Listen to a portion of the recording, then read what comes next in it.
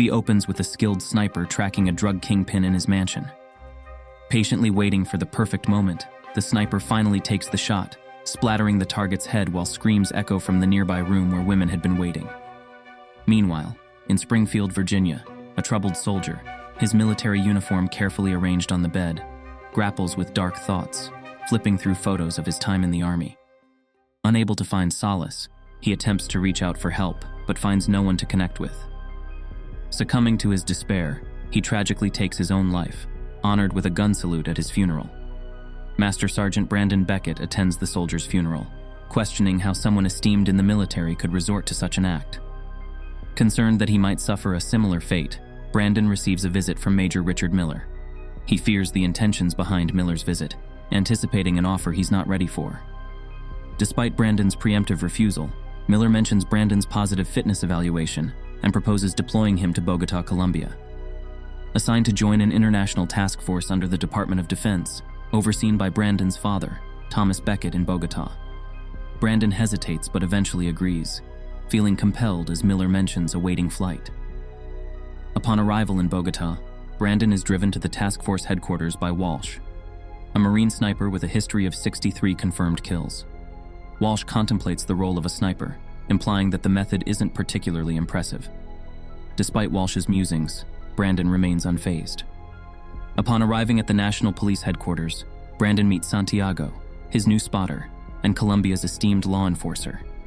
He is then introduced to Captain Hector Garza, heading the drug trafficking task force, who surprises Brandon by revealing that his father, Thomas, came out of retirement for this operation.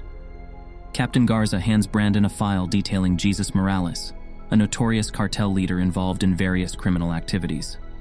Morales, after a decade in hiding, has resurfaced, eliminating his rivals to reclaim control.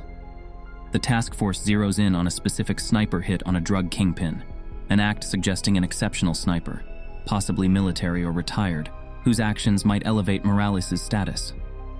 The task force gathers intel on Morales' suspected hideout, planning a mission under Brandon's vigilant oversight to counter the sniper. However, DEA agent Kate Estrada arrives, irked that the meeting started without her. Tasked with leading the mission against Morales, Kate abruptly moves the operation a day earlier, disregarding Brandon's need for reconnaissance and preparation. Kate insists on capturing or eliminating Morales the next day, prompting a discussion between her and Brandon. She seeks assurance of Brandon's capability to watch her back during the critical mission scheduled for the following day.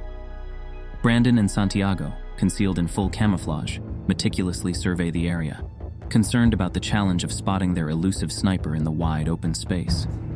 Meanwhile, Kate, Captain Garza, and the tactical team, outfitted in full gear, obtain satellite imagery of Morales' residence. Back at headquarters, Thomas collaborates with DHS agent John Sampson, who expresses doubts about the credibility of the gathered intelligence, fearing potential harm to agents. However, with Kate leading the operation and her decision already made, Thomas finds himself unable to intervene. As the tactical team approaches the house, splitting into units to encircle the building, Brandon and Santiago scan the tree line in hopes of catching sight of their elusive target. Kate communicates through radio, confirming a clear path for their assault, advising cautious progression. Despite the units closing in on the house and no signs of life, Kate signals the advance. The first team enters the house, but a devastating explosion rips through the structure, claiming multiple agents' lives and leaving others injured. Garza sustains injuries, and as Kate moves to assist him, the enemy sniper takes aim, striking him in the leg, causing him to collapse. Brandon begins searching, and Kate, determined, rushes to aid Garza. Suddenly, the enemy sniper takes another shot that twists mid-air, tearing Garza's face apart in a gruesome display.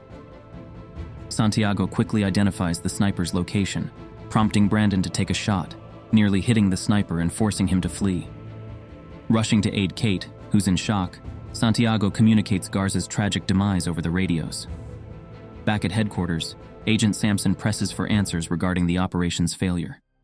Kate acknowledges it as a setup, suspecting a mole within the police force. Thomas alerts the team that the sniper poses a significant threat, indicating his professionalism. Brandon deduces that the sniper's actual target was Kate, and Garza unintentionally interfered. Amid discussions, Sampson suggests withdrawing from the Morales operation due to its heightened danger. However, Kate expresses frustration at the potential loss of her hard-earned progress. Brandon requests an additional 48 hours to pursue Morales and the sniper. Thomas consents to the extension after the meeting, cautioning Brandon to remain vigilant as the sniper appears to have comprehensive knowledge about him. Reflecting on his father's sudden return from retirement, Brandon queries why Thomas made that decision. Thomas confides that the Marine Corps defined his life, and transitioning into civilian life proved overwhelmingly challenging for him. The team relocates operations to a safe house, where Brandon expresses concern to Walsh about their vulnerability to a sniper attack. However, Walsh remains confident in their safety. Meanwhile, a sniper known as El Diablo receives a call, obtaining information about Kate's whereabouts at the safe house, alongside the American sniper, Brandon. At the safe house, Brandon reviews the file of the soldier who tragically took his own life. Kate visits him to express gratitude for his support and shared determination to pursue Morales. Seeking guidance on coping with the loss of a comrade, Kate looks to Brandon for advice. He encourages her to focus on the positive impact she's making.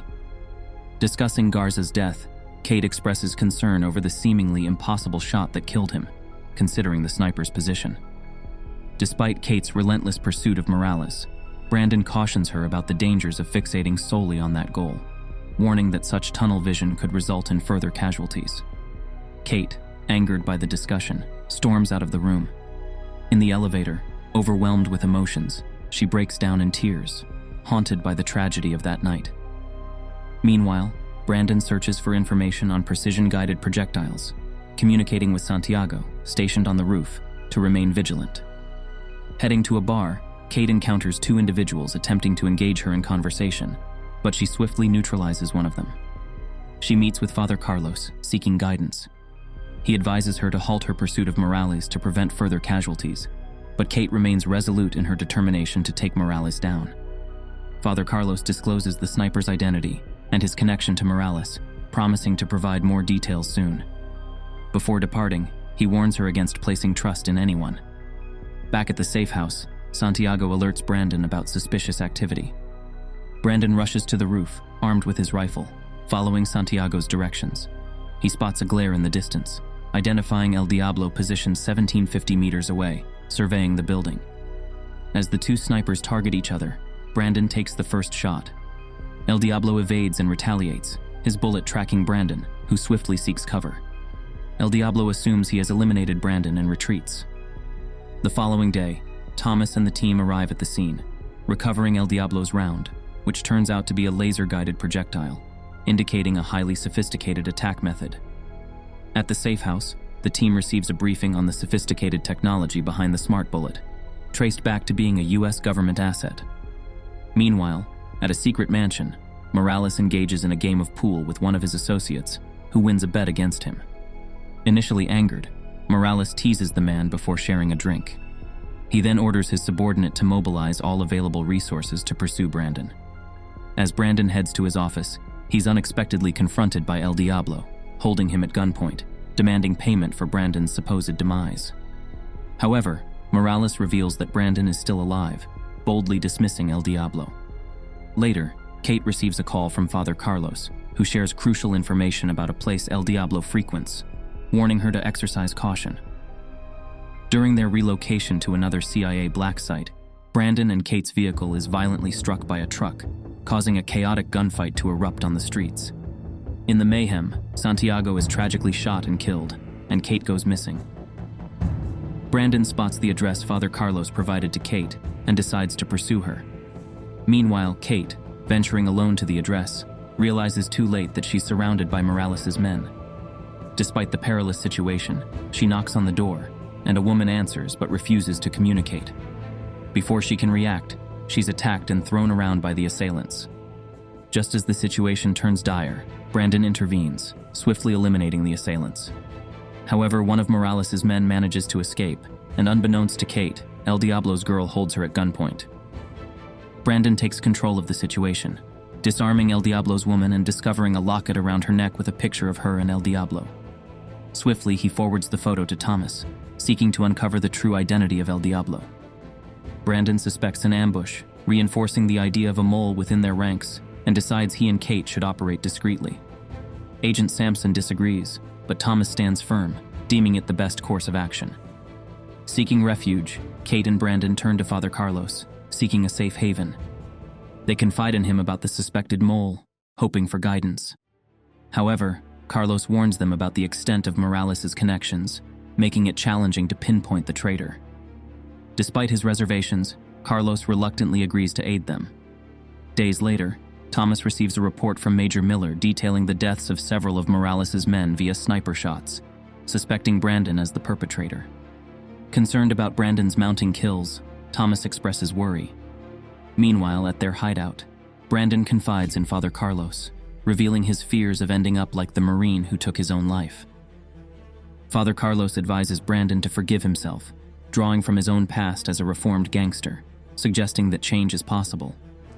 In another scene, Morales confronts El Diablo and informs him about Brandon's attacks on his men. Surprisingly, Morales offers El Diablo a hefty sum to eliminate Brandon, indicating the escalating conflict between them. At the base, the team uncovers El Diablo's identity as Enrique, a former Defense Force sniper turned agent, providing vital information about their elusive adversary. Sampson persistently voices concerns about Brandon and Kate's safety on the streets, urging to get them out of the country. However, Thomas and Major Miller acknowledge Brandon's progress and agree to grant him more time to continue his pursuit. Meanwhile, Brandon and Kate receive a message from Father Carlos, summoning them to meet at his church, but they sense something amiss. They cautiously make their way to the church, where Brandon senses El Diablo's presence. They take up positions across from the church, and Brandon prepares his rifle. Hours pass, and as they observe, they witness Morales' men arrive, and shortly after leaving, Kate is shocked to see Father Carlos hanging from a tree. Despite Kate's urge to rush to help, Brandon warns her of El Diablo's watchful eye.